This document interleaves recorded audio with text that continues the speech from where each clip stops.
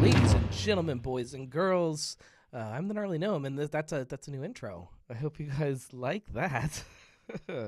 um, let's see. Everybody's nice and chatty tonight. That's good. The point of this, if you guys are new to the show, which I know none of the people that I'm seeing chatting, hanging out are new, but if you are, the point is to hang out and have a drink together. So chime in. Tell us what you're drinking, and feel free to comment on what other people are drinking, too. Caroline's kicking things off with a nutcase tonight, and there were some comments that it's better or it's the best in the can. I don't think I've had just regular nutcase out of a can yet, but I've always loved it in a bottle, so I'm assuming it's not going to get any worse in a can. Let's see. Josh is drinking a Baby Shark IPA from Aslan Beer Company. My 2-year-old would like that.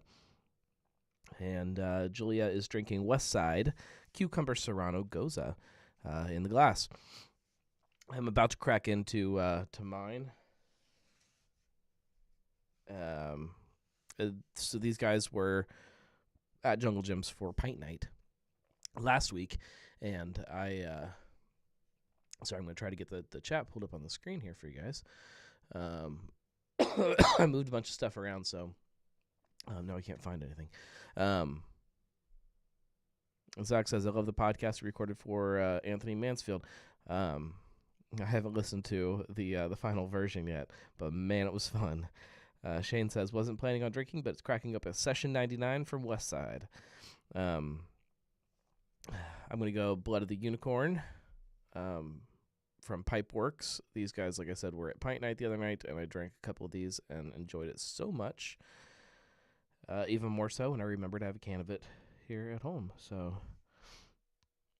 this is it's not that old. It's a couple months old. I was expecting this to be like 6 months old at this point, but I guess it wasn't that long ago that I hung out with Michael from Medina. He sent me home with this. We have a lot to talk about tonight. So this is a red IPA. Actually, I think they consider it a hoppy red ale. Is that right? Yeah, hoppy red ale. Blood of the Unicorn. And it doesn't really say anything on the can about it. Other than the fact that it is 6.5% in a hoppy red ale. Okay. So yeah, the podcast, we could start there. The podcast with Tank Mansfield, the Bruise Traveler himself. It was not that Tank is the Bruise Traveler. Matt Damaris is the Bruise Traveler. I hope you guys understood where I was going with that. It was so much fun. Zach said you guys seemed to have some great debates on the podcast. Seemed like there was some tension too, but all in fun. It was all in fun, 100%. We had a really good time sitting around and sharing a bunch of beers. We tried a bunch of different things and just kind of talking about craft beer in general, and that definitely led into some fun topics that we some of us agreed on, some of us disagreed on, but as that's half the fun of sitting around and drinking beer with friends is the discussions. So I thought that was captured perfectly. I think that with some of those debates, some of us leaned a little heavier to one side and a little heavier to the other side just for the pure entertainment value of it too. That's one thing that I always appreciate about somebody like Tank is that he gets that entertainment aspect of a podcast extremely well, and sometimes people don't, and you don't have that ability to kind of lean into something for the fun of it, and we were definitely able to lean into some things. Zach said I was originally supposed to join you guys. Unfortunately, having a kid is still new and hard to break away. I get that. I get that 100%. It is a never-ending struggle. It's a good struggle to have, but it is definitely a struggle. If you guys have not listen to that podcast. You can catch it wherever you do listen to podcasts. It's called What You Into? What You Into? And I'll probably shoot off some links for it this week, but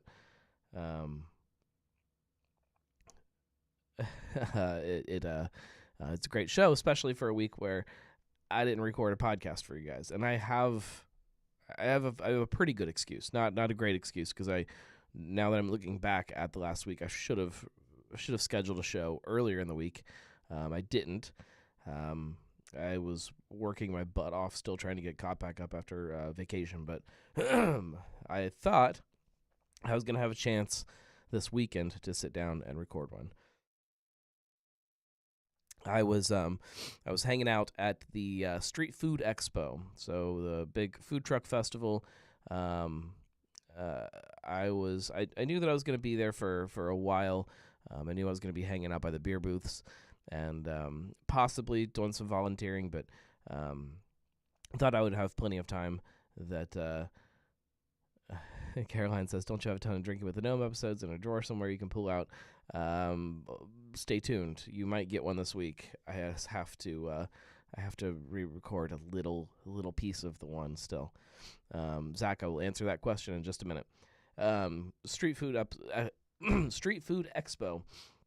I knew I was going to be there hanging out, and I figured I would have plenty of time to record a podcast while I was there, because I knew that there would be some great people there from a few different breweries. I packed my stuff up that morning, and I grabbed some cameras. I grabbed the drone. I was going to get some drone footage. I was going to record a YouTube video. I was going to record a podcast. I was going to do all kinds of stuff. And as it turned out, I ended up pouring beer for 16 hours, something like that, and absolutely beat the crap out of myself doing it. We went through a ton of beer, and halfway through the day, not even halfway through the day, our first shift of volunteers, as they all finished up, we realized we did not have any volunteers for the second half of the day. So it was a lot of work, but we had a blast. I spent the entire second chunk of the day. We will talk about Rebel Metal. I have a whole list of things we have to talk about. The whole last half of the day, pouring March 1st beer, because so rewind just a little bit. So last week's Brewcast, I sat down with Tony and we talked about the festival. We didn't talk about the beer at all. There's definitely reasons we didn't talk about the beer. There were some details behind the scenes that were absolute chaos, and we weren't positive until Thursday that we were even going to be able to pour beer at the festival. Now, we were hopeful that we were going to be able to, but we were not positive, so we couldn't really talk about it too much on the show, unfortunately, which was half the reason that we were doing that episode. But it all worked out. Thursday, everything got final approval, and we were able to. So we had, that's why I say we, just to explain that. We had 4 taps from March 1st. Then we had 2 taps each from, why am I losing my video, guys? My goodness. Okay, hang on. I'm assuming you guys can still hear me. Oh, I know why. This needs to go here. Oh, I'm sorry, guys. Give this a second here. Okay. It's going to take a second for the camera to fire back up here. I'd explain why, but it would make me look like an absolute amateur. It's because I didn't plug the camera in. So the only battery that was left was whatever whatever juice was left on that battery, which was probably not very much. So give it a second here and it'll come back on. But we had 4 taps from. Is this your way of training? That's right. This is now a podcast. Okay, hang on. I'm gonna walk around here and turn the camera back on. Oh my goodness, it's been one of those days, one of those weeks.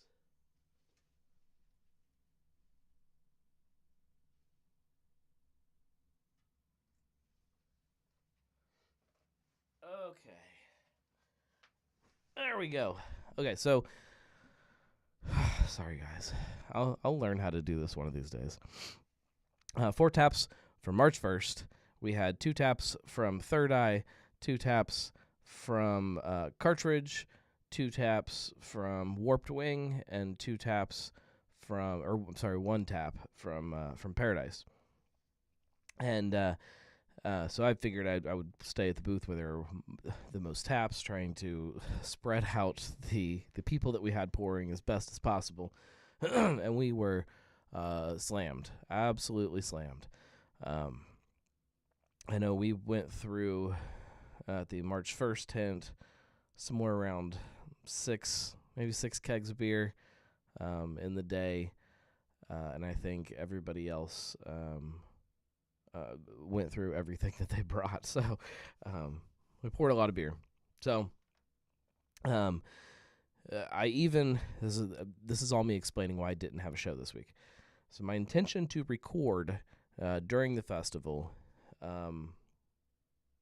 was thwarted. Shane wants to know how busy it got after 5. He was one of our volunteers for the first part of the day. It got extremely busy, extremely busy. We had most of the time a line stretched up back to the sidewalk, the path, back where the trucks were there. We didn't get a chance. I shouldn't say we didn't get any chance. We would get worked through the line, and we would get a minute where we thought we were going to get to sit down. And right as we poured ourselves a beer and butts on seats, there would be 4 more people that would walk up and be ready to go. So it was just non-stop. It was good, but it was non-stop. I even at one point, while we were pouring beer, I pulled out some of the podcast equipment, put some wireless mics on us, and I was going to try to record a podcast while we were pouring beer, which I started to, and it would have worked, except it was so hot and sweaty, because as the sun, we were, most of the morning the sun was kind of behind us, but then at a certain point in the afternoon, it was just right in front, just beating down on us, so we're all just really sweaty. And of course, I didn't remember to bring a bunch of clips to clip the mics onto your shirt. So I'm just trying to tape them on, and just all of the sweat that the tape wouldn't stick, and man, it was chaos. But so that's why I didn't have a show this week, because every effort that I made to record on Saturday was absolutely thwarted by Mother Nature or thirsty people. But it was fun.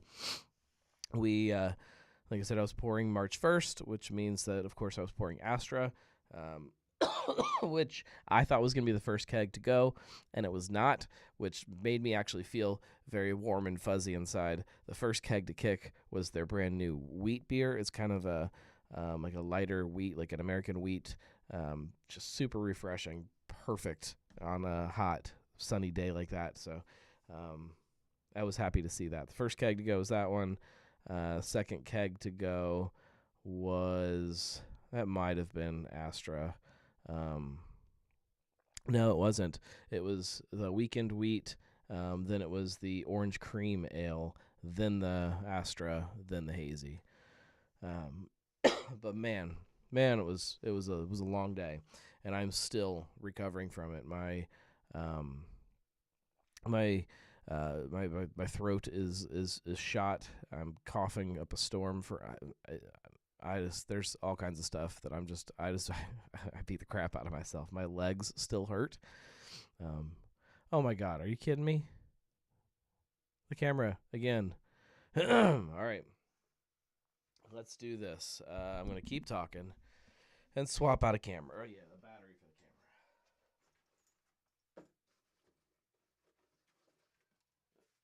swear sometimes,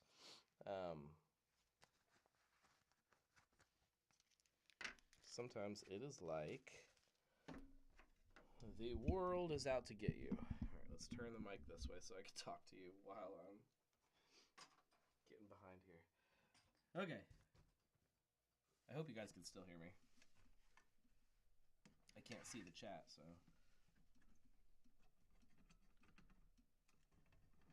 Now I'm not exactly sure why it died that time.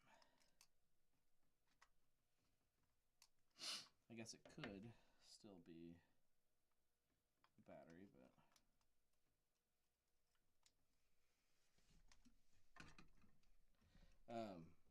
we will talk about Rebel Metal. That's my next big topic that we need to cover here. Sorry, it's really hard to have a discussion while you're trying to do something. David asked if he was needed today. I said, no, man. No, this will be an easy one. It's just a quick live show. I'm assuming you guys can see now. There. Oh. Good Lord.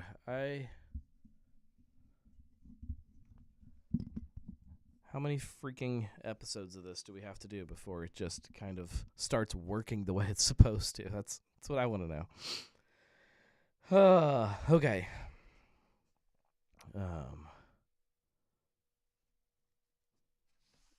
Zach says, I hear a vacation is when you and your wife, your wife and yourself go somewhere without the kids. If the kids are there, it's just a trip.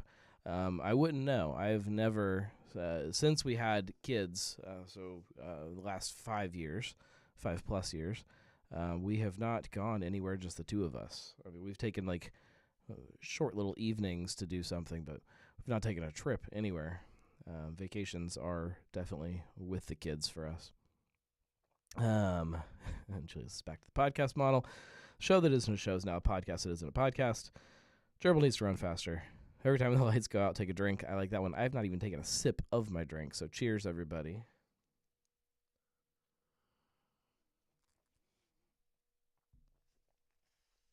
Oh, man, that's delicious. Okay. The first thing that was on my list that we needed to talk about, and we're already 20 minutes in and haven't even started to talk about it, is Rebel Metal. No statement from them. Nothing. Just changing on Facebook and Google their hours to permanently closed. This understandably caused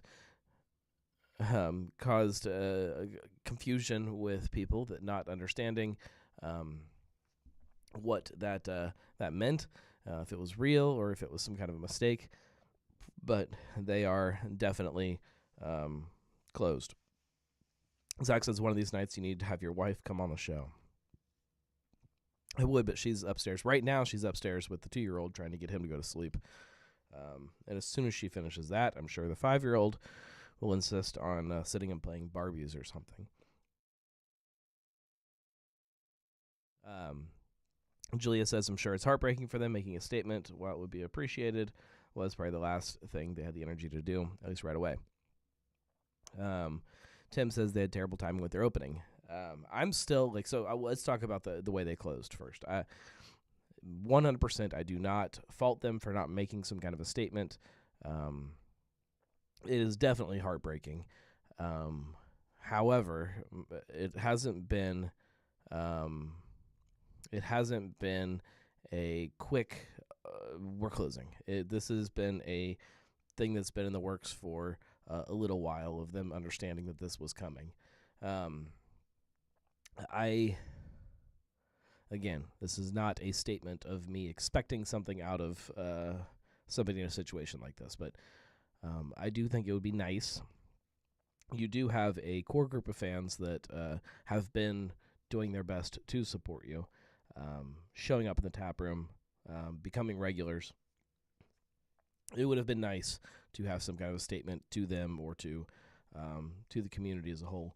And maybe they did talk to those people over the last couple months, when they saw them in the tap room, explain what was going on, and face to face told them why and preparing them for it. So I can't judge anybody, but I do wish there was something out there right now.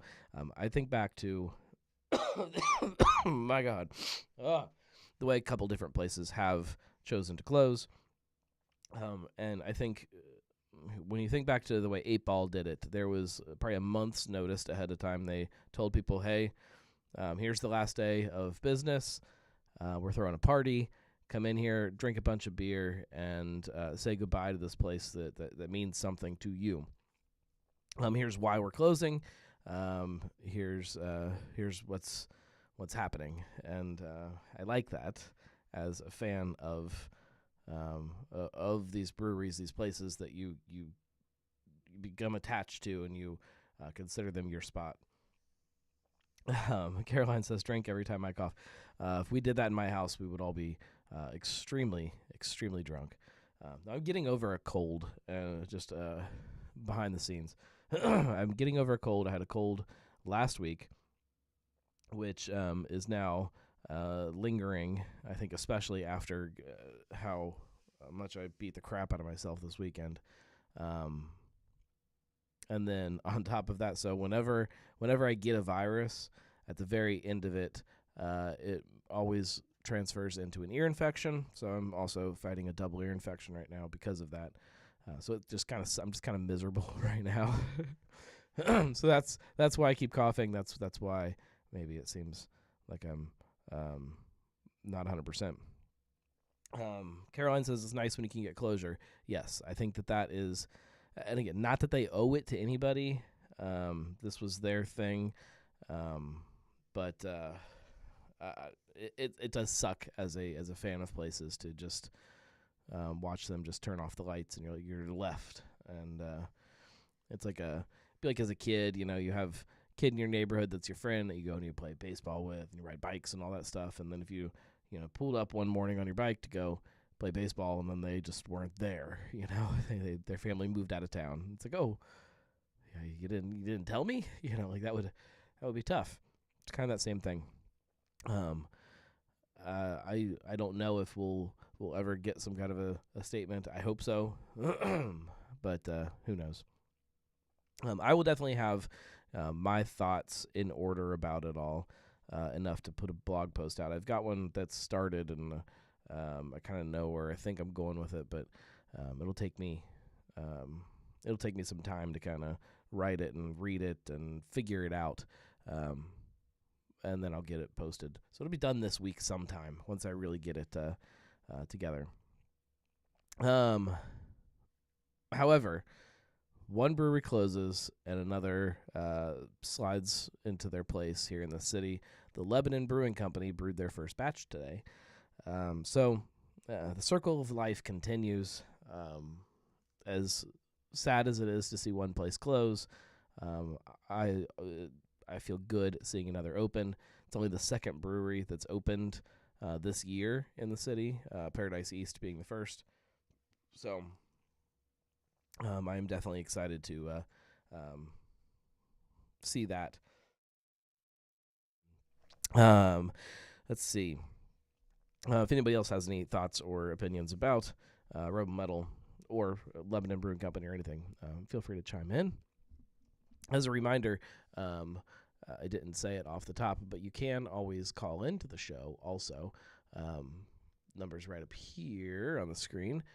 567-70-DRINK, and you can do it that way. That's a way that you can always take part in the show also.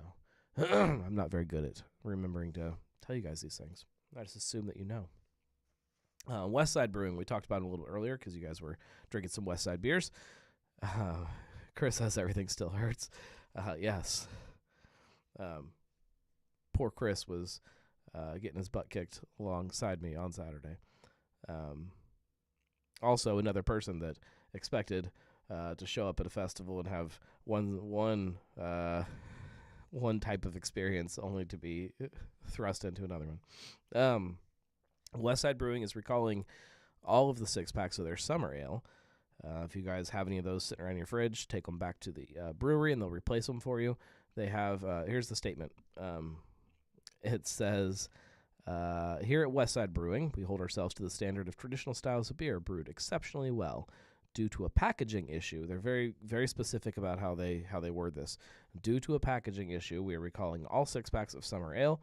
We respect our customers, and we don't want anything less than the highest quality beer exiting our building, and unfortunately, not all of this year's canned summer ale lives up to that standard.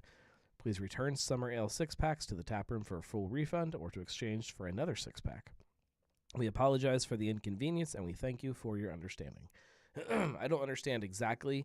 I don't know exactly what the problem is with this, but they're definitely calling it a packaging issue. So I don't know that is a problem with the liquid.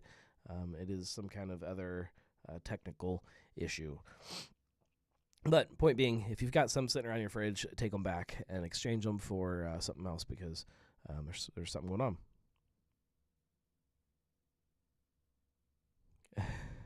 Julia says nothing is wrong with the beer itself, but there was a problem with the packaging that has caused the cans to swell up and potentially open when they are stored warm.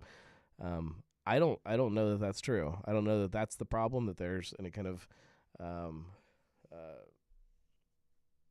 exploding can issues. Josh says someone lost a wedding ring in one of the cans, like a cereal prize. Oh, that'd be funny. Like the what is it? The king cake at Mardi Gras, where there's a baby in one of your bites. You just try not to choke on it. I don't think that this is any kind of a problem similar to anything that breweries like 450 have had. I really think that this is just, I assume,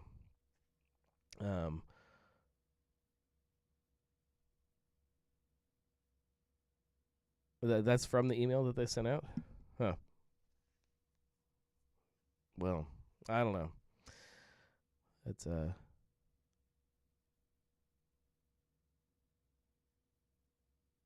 cans to swell up and potentially open up when they are stored warm. That doesn't sound like a packaging issue to me, but okay.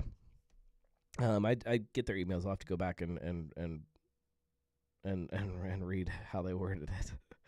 The statement I read was the one from Facebook. So let's see. Talked about Tank's podcast, Street Food Expo. We talked about that. I did manage to make a stop.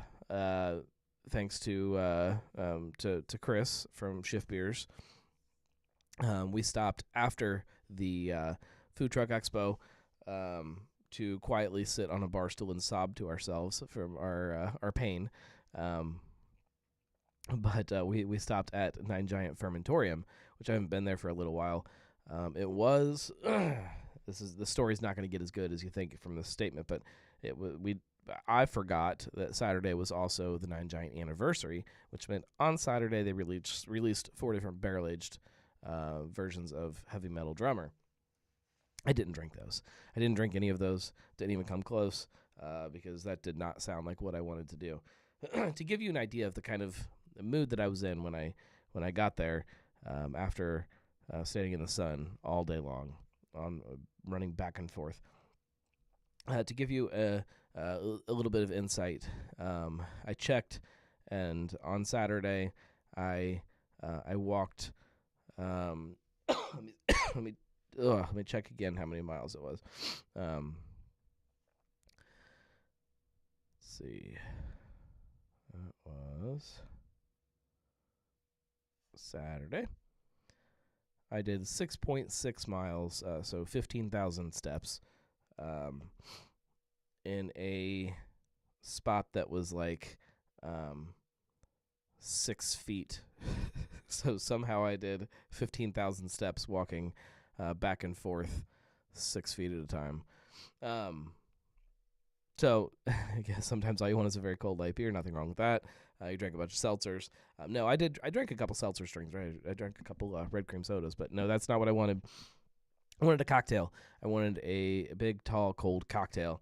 And I walked in, and they had the frozen coolers going. You know, the little smoothie machine things.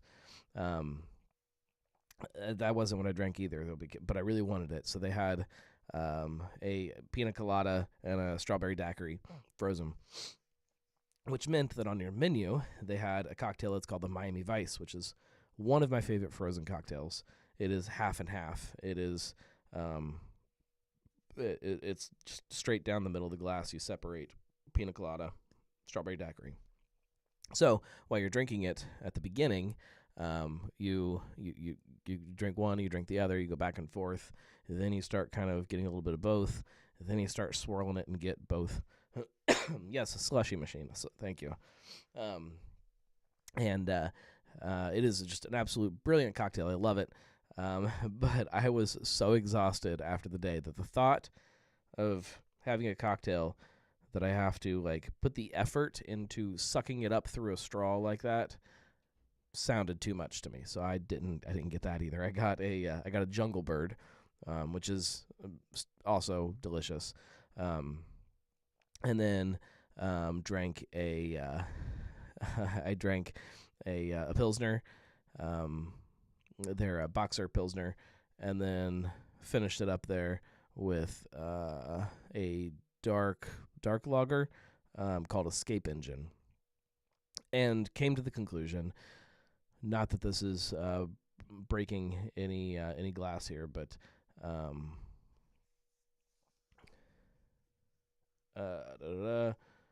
off subject, agree with you about breweries from other places coming to Cincinnati. Yeah. I think Burial would be a good one to be here. I came to the conclusion, sitting there at the Nine Giants Fermentorium, that they are probably one of, if not the best lager brewery in the city. That Pilsner is fantastic. I really want to go right now and gather all of the Pilsners that are on tap around town, or in cans around town right now, and try them all next to each other, because there are some really, really incredible things available right now. But then, as I was drinking that, then I put that, I drank that dark lager next, and was again blown away by it, and just really, really loved it. But so that was my thoughts about Nine Giant. They're incredible lager brewing. After that, we walked out. We're getting ready to walk to the car. Realized that Gaslight Cafe was still open, and had to go to Pleasant Ridge and not grab a beer at Gaslight Cafe. So I walked over there and had a Great Lakes Crushworthy watermelon, and it was good. Zach says, they have amazing IPAs about Burial. Burial's got all kinds of good stuff going on. They're one of those breweries that does a lot of things very well, and also has a good personality. There are some breweries that just don't have enough personality that I don't really care about them that much. Marco says, Gnome said, the best. I said I think they might be, possibly, could be the best lager brewery in the city. I don't often say the best of anything. Every once in a while, I'll let one sneak out, but right now, they are right up there. Zach says the artwork is super cool too. Yeah, they have some really cool stuff. So that's been my weekend. We've got the 4th of July coming up this weekend, which means plenty of more excitement. I'm sure I'll be drinking some good stuff, hanging out, watching the fireworks, floating in a pool. I have a couple fun things going on this week that can't really talk about, but good stuff, fun stuff, and plenty of good beers to go along with it. Zach says, did I miss your podcast today? No. We talked about that earlier. Might have been before you jumped on, but there was no podcast this week because I got too busy this weekend to make it happen. So had to give up on the fact that I could possibly have a podcast recorded. You did ask earlier about the shirt, about Big Sis. That is one thing that's coming up that I can talk about. However, there's not a lot of details to talk about yet, other than the fact that we are not recording. I'm reading everybody's comments, and Marco said podcast. You record podcast. We are brewing Big Sis in about 2 weeks. With that being said, if you are if you are on here and you work for a brewery, or you brew at a brewery, or you own a brewery, you're somehow involved with a brewery, and you want to be involved in this year's version of this beer, send me a message, because we're making it in 2 weeks. We're going to be brewing it at Braxton again. We're going back to the original recipe, just straight up Czech Pilsner.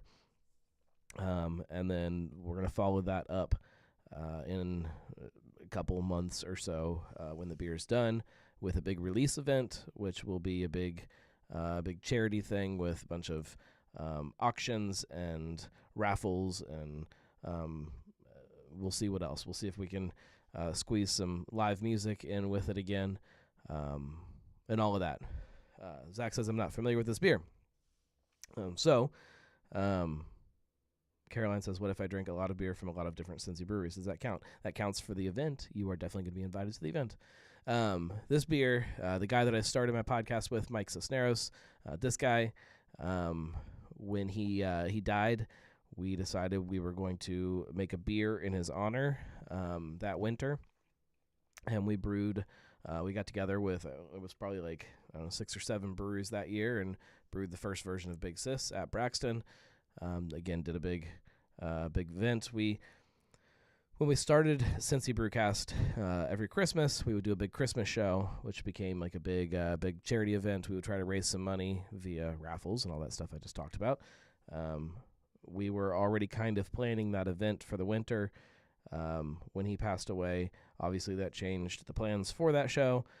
However, then we decided to brew the beer, and it all kind of made sense to then release the beer for this big charity event that we do. So we continue that every year. This is the 7th. This will be the 7th version of Big Sis. The recipe has shifted a lot of the years to different things. We had two straight up normal Czech Pilsners. We had a Copper Pilsner, a blonde ale one year. We had a black, I call it a black IPA. It's not. It was a tropical stout. And then we had an English IPA. It was they've all been fantastic beers, and this one will be too. Caroline says, listen to the brewers before you start pulling levers. Tim says, has it ever been retailed? No, I mean, there's been no packaging, no cans or bottles or anything. It has, some of the kegs do sometimes get out to other places, just a couple places around town, not many. I know last year, I think Casual Pint got some because Andy showed up and helped us brew. So Zach says, who makes the beer? And can you stand up and show off the shirt so I can kind of see it, but not 100%.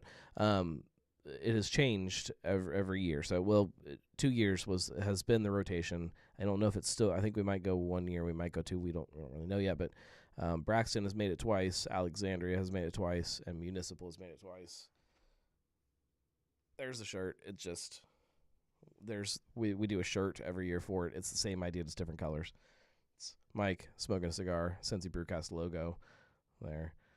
And then this was that, like I said, that second year, so it was still Czech Pilsner. That's it. But I will have more details about the event when it is scheduled and everything, which should be coming fairly soon. Point is, anybody that is watching this, I know some of you guys are on here and you don't really comment, you just hang out and listen. If you, or some of you do, I know Marco, you sometimes make beer at a place. Everybody's invited, if you are part of a brewery, to be part of this collaboration. It is the biggest collaboration that has ever happened in Cincinnati between breweries. I think our biggest year, there was, I want to say 17 breweries or something that took part in it, which is more than even some of those original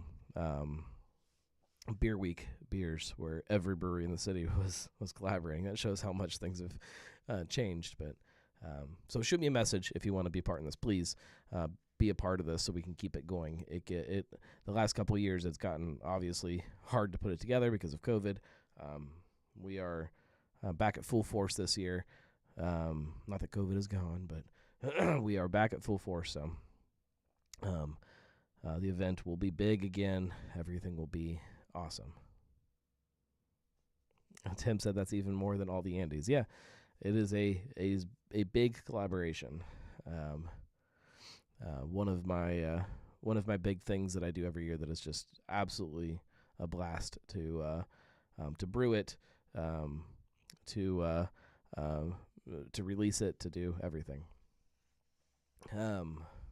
The other big thing I do every year now, we are getting ready to do a meet about that certain beer festival. Next week it is on the it's on the schedule. There is a live number, but I'm about to wrap things up, so yeah, it does still exist. I just need to be better about talking about it at the beginning of the show. You got to program that into your phone. Caroline said, if you open a brewery in Cincinnati and you don't have a guy working for you named Andy, one will be provided to you. Truth or Consequences wants to help. We will definitely talk about it. The number for you to program into your phone, we'll pull it up here for you. There it is. Right there. 567-70-DRINK. 567-703-7465. And you can call in that way. But with that being said, we are wrapping things up for the night because, as you can hear, I'm trying not to lose my voice. I'm trying to survive this week, trying to keep working and work my way through all of this. But it's 567-70-DRINK. It's not hard to remember. You can get it. I'll have more about all of these things that are going on, and there are tons of stuff. There is tons of stuff going on. So stay tuned, and thank all of you guys for hanging out and taking part in this this show that is not a show. I know that it becomes a very very important part of my week, and I hope a very fun part of your week too. So thank you guys. I hope you guys enjoyed the new intro. The new intro means one thing. It means that there is also new outro music. I see the drunk line ringing, and I'm not answering it because show's over. Cheers, everybody. We'll talk to you soon. I promise. New podcast coming soon. Cheers, everybody.